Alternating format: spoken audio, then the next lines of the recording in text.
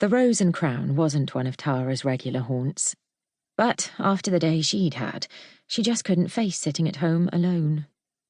There was a sprinkling of snow on the ground, and it seemed like a pleasant evening for an aimless stroll. When she passed the pub, it seemed as good a place as any to drown her sorrows. She'd only expected there to be a few old men nursing pints of ale. She'd been right about that. At least until Mr. Blonde Hair and Blue Eyes appeared beside her at the bar. "You look like someone's died," he said, with a lopsided smile. He looked to be about her age, somewhere around 30. He was cute and casually dressed in jeans and a dark t-shirt. Leaning on the bar, Tara wiped the condensation from the side of her glass. The ice had melted, diluting the remnants of her gin and tonic. She didn't look at him as she spoke. "Here's a tip. If someone's sitting alone in a bar, dressed all in black, looking miserable, maybe don't say they look like someone's died." She turned and locked eyes with him, in case they've just come from a funeral or something. He searched her face, a look of intensity on his. Then he took a deep breath.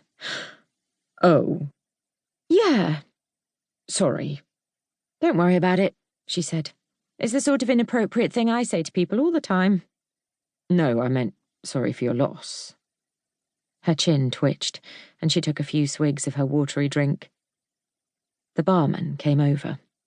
The blonde guy ordered a pint of lager, then glanced at Tara. "Can I get you a fresh one?" "No." She swiveled on the stool to gaze out of the window. A pathetic amount of snow fluttered outside. "I should get home." But she didn't really want to go home. She glanced at the guy beside her. He really was very cute. Maybe a one-night stand would take her mind off things. Smiling, she put the idea quickly out of her mind and tried not to imagine what he looked like without his shirt on. "I suppose one more won't hurt. Same again, please." Sitting at the bar wasn't particularly comfy, so Tara suggested they move to the cosy little nook in the corner. The high back in the booth meant she could rest her head back and relax. A fire crackled in the hearth beside them. "I'm James," he said. Tara's lips twitched to a hint of a smile.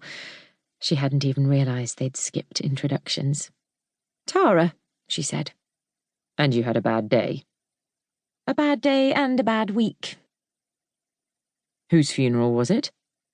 His eyebrows knitted together. "Or we can talk about something else, if you want." "An old friend of mine," Tara said, staring into the fire. "Wendy. She and her partner owned a dog kennels in the village where I used to live.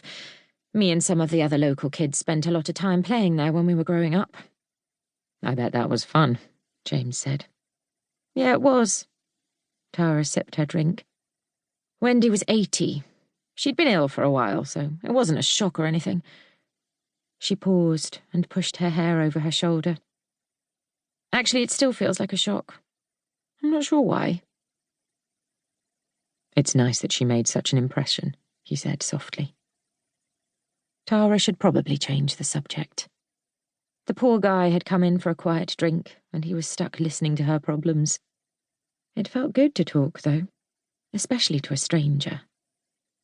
She stirred her drink with the straw, making the ice rattle against the glass. "I don't think I ever saw Wendy as a huge part of my life, but she was always there. I'd often call in for a cuppa with her and Annette when I was back in Averton. They were always good fun. When I was growing up, everyone else in the village seemed so similar. Then there were these two quirky old lesbians living in a farmhouse on a hill, doing whatever the heck they wanted." "They sound great." He took a sip of his pint. "I don't know how Annette's going to cope without Wendy. They were the most together couple I know." A lump formed in Tara's throat, and she looked up at James. "I'm sorry. I don't know you, and I'm telling you all this." He shrugged. "That'll teach me to make stupid comments to women at the bar." A slow smile spread over Tara's face. "What are you doing in the worst pub in Newton Abbot on a Saturday night?"